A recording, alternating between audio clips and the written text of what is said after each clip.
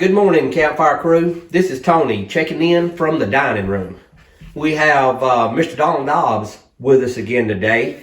He has some more stories that he wants to discuss with us to go along with our Legends Among Us series of videos that we're making.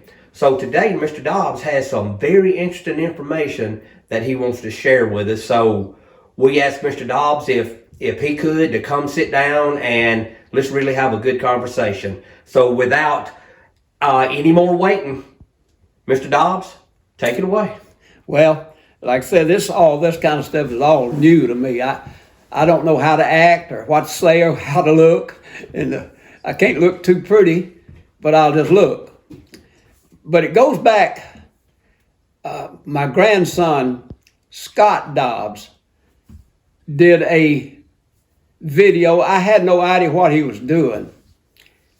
And after I saw it, it kind of inspired me to start trying to shoot again.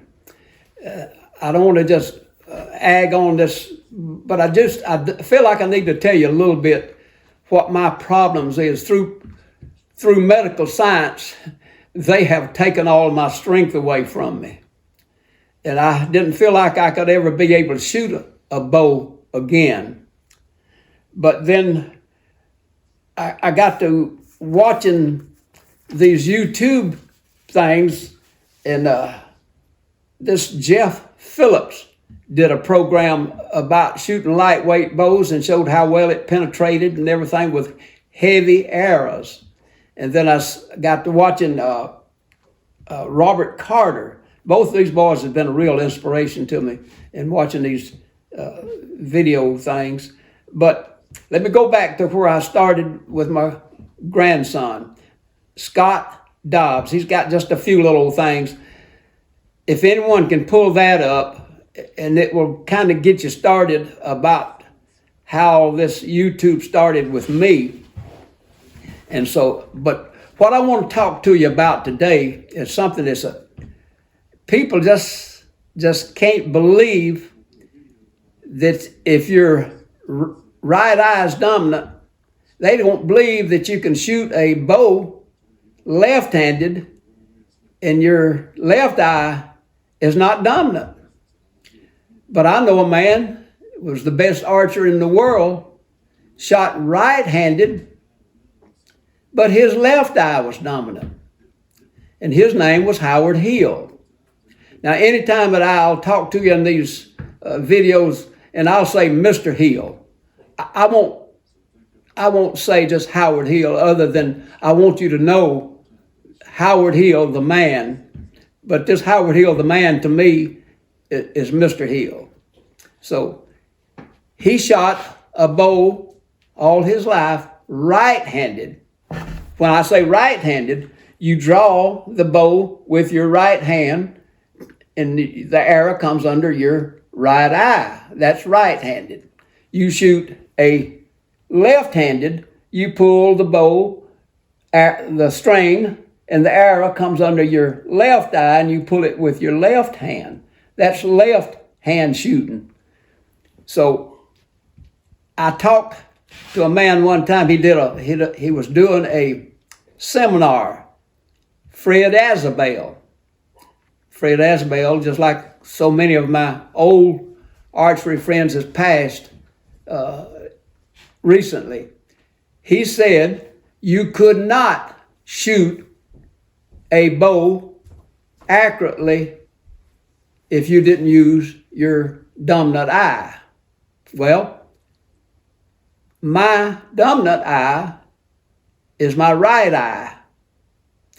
But because of target panic, one day I picked up a left-hand bow and shot it left-handed. And I was so surprised, my target panic disappeared. It disappeared. I started killing game. I started shooting good. But let me tell you what, target panic will slip back up on you. So got target panic again. But I'm shooting left-handed now, not because of target panic, but because of bad right shoulder. But let me tell you what, since I have started back in my archery program, or whatever you might call this thing, I'm shooting left-handed. I don't have any target panic at all. But whenever I was, for a while, even trying to shoot left-handed, I still had target panic just as bad as I ever did. It come back on me. But I don't hardly know what to tell you. I can show you what I think happens when you shoot left-handed or right-handed. And most everyone that shoots a recurve or a longbow cants the bow. If you understand, I'll take a bow in just a minute. We will stop this video for a second and get lined up on that, and I'll show you with a bow kind of what it looks like, and I'll tell you what I think, what happens, the reason you can shoot left-handed or right-handed, and you can do it accurately if you're a good archer to start with. Now, we'll talk about that too.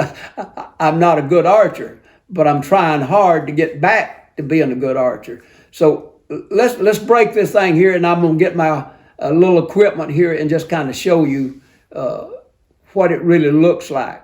You know, most people that you come in contact with is right-handed, and they do everything right-handed. And so normally the first thing they do if they pick up a bow, they'll try to learn how to shoot it right-handed. And this would be, I'm not going, my right shoulder is bad. That's the reason I had to change to left-handed.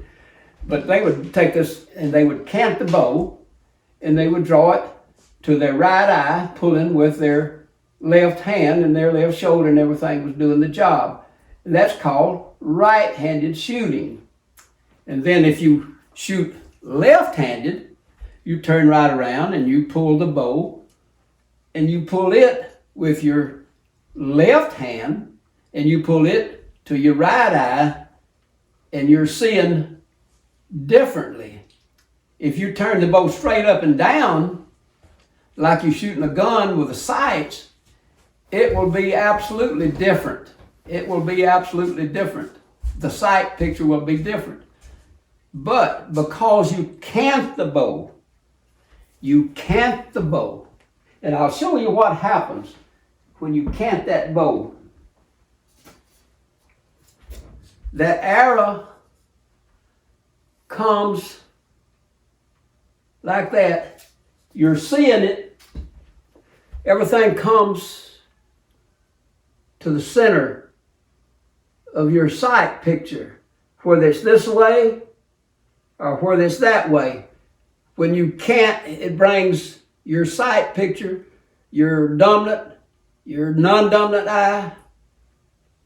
Doesn't matter if your both eyes are good. I mean, you know, I'm not talking about you blind in one eye and you can't see out of the other one. I'm talking about if your eyes are naturally good. Whenever you bring it that way, I've found that it doesn't make any difference. It might for your first few shots, but because God has put such a mechanical thing that works perfectly in your brain, your eye does what it's supposed to. It will shoot just like your dominant eye did. If you don't believe it and you have target panic or you have other physical problems, you can shoot left-handed. If you're right-handed and right eye dominant, you can shoot left-handed. As I said, Mr. Hill, all you people that's been in archery any time and has got any age on them knows that Mr. Hill shot right-handed. His left eye was dominant. He shot a rifle with sights. He shot a rifle left-handed because he shot with sights. Now, if I had someone here that might have some questions, that we could go further, but I did want to talk about these two men that's on YouTube. I wanted to talk about Robert Carter. He shoots right-handed. I don't know if he knows whether he's left eye or right-handed dominant, but he shoots so good and so perfectly at his distance that he shoots. It's just amazing how fast he shoots. He shoots like Mr. Hill did. He shot fast, but it was so accurate you couldn't believe it. You would think it was a machine doing the shooting. And this Jeff Phillips does the same thing. And what inspires me both about these two men, I've never seen two better Christians in my life. And they will tell you in a drop of an arrow what they believe and who's taking care of business. If it wasn't for our Heavenly Father and our Lord Jesus Christ, all this other stuff wouldn't be worth 15 cents. It wouldn't be a spit in the bucket. But we're going to stop right here just a minute and gather up and see what we can come up with. And maybe we can think of some other things. I'm talking about this dominant eye. I feel like that if any of the people that's watching these YouTubes, I believe they're going to have some questions. And if we got, I can't bring things off the top of my head, but if I got questions, I can answer some of them, and I will do it the best of my ability. But you can shoot left-handed if you're naturally right-handed, and if you are naturally right-eye dominant, you can shoot left-handed. Your left eye will take over, and you can shoot accurately left-handed. And it will cure target panic automatically, but it might come back.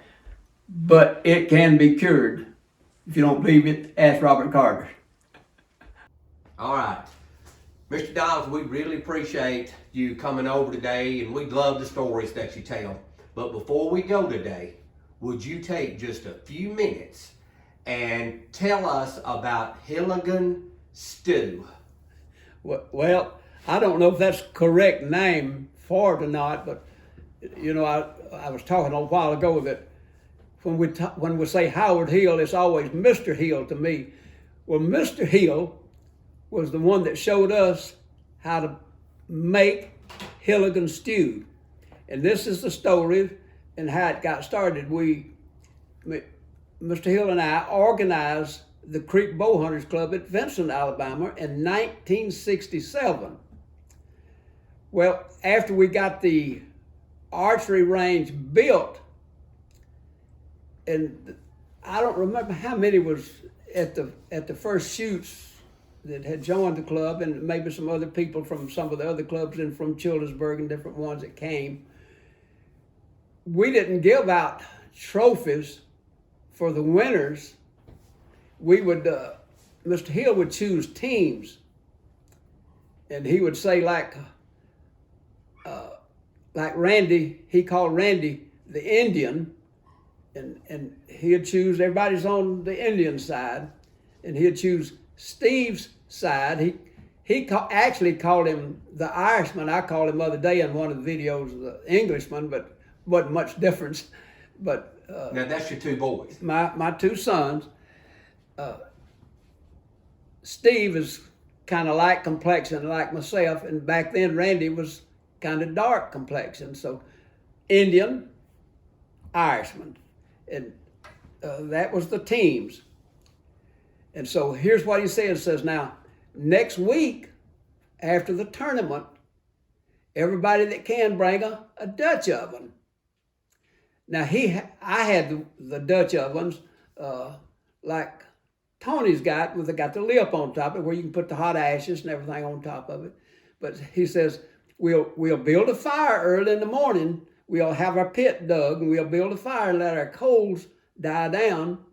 And then early in the morning, when we're getting ready, before we start the tournament, we'll put our ingredients and everything in those Dutch ovens.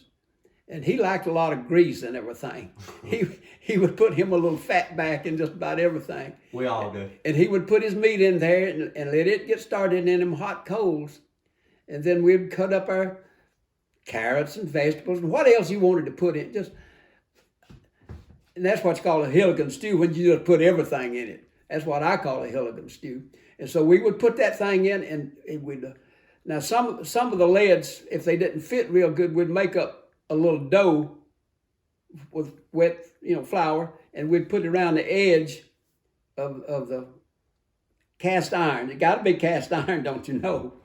Cast iron. We'd put that on there and it would seal. It would seal up the lead. Wouldn't any ashes get in your food, which wouldn't hurt you if it did. But then that evening, after the tournament was over, it didn't make any difference who shot the best, or maybe the Indians team might have won or the Irishman's team might have won, but whoever's team won, Mr. Hill says, the losers got to serve the winners. And that was the way, that was our trophies. Whoever won, what team won, they got served. They dipped out. I don't remember how many Dutch ovens we had, but we had 3 or 4 holes, and there was a lot of people, but there wasn't any Hilligan stew left when we got through. But that's the way the Hilligan stew got started. And I've used it so many times when we would go to Coosa County and camp for a week. We had our fire pit, and the last day that we was going to hunt, and that night when we started packing up, everything that morning went into that pot. Didn't make any difference if it was sardines or whatever it was. It went into the pot, and we would cover it up at lunchtime before we went out on the evening hunt. And that night, we'd done be packed up, or would be packing up, but we're going to eat supper, and we would eat out of that. And that was my Hilligan stew that we had it in the Coosa County management area. And we hunted there for years and years, and there'd be most everybody in the Childersburg, Alabama area come, and some around lived in Sylacauga area. But there would be 10 or 15 of us, and that was always called Hilligan stew. And it was the most enjoyable thing that I have ever eaten. And I know another man by the name of Tony Green has been making some stew. I don't know what he's calling his, probably the green stew. I don't know what the green stew tastes like, but he made some stew the other day. It was chicken and dumpling stew. Pretty good stuff. Pretty good stuff. You'll enjoy it. Try it sometimes. Tony's going to show you how to do some of that and we're going to show you how to do some of that live on this YouTube stuff that I'm trying to learn a little bit about. So this has been a good day. Thank you so much. And as Robert Carter says, keep the good Lord first. He always says that. And then Jeff Phillips always had something of that nature. And I really respect those young men. They're young. Anybody's young compared to me, so everybody's young men. So good morning, good evening, whatever the time might be, and we'll see you next time at the pit, at the Dutch oven pit. We're going to be making Hilligan stew. Thank you. There you go. Well, Mr. Dobbs, we're very grateful that you come over and you share these stories with us. It's our honor to have you here, and it's our privilege to have you here. All right, YouTube, we appreciate y'all hanging in with us and watching the videos. Listen, y'all know the saying, life's an adventure. Don't get caught sitting at home. Be somewhere making some Hilligan stew.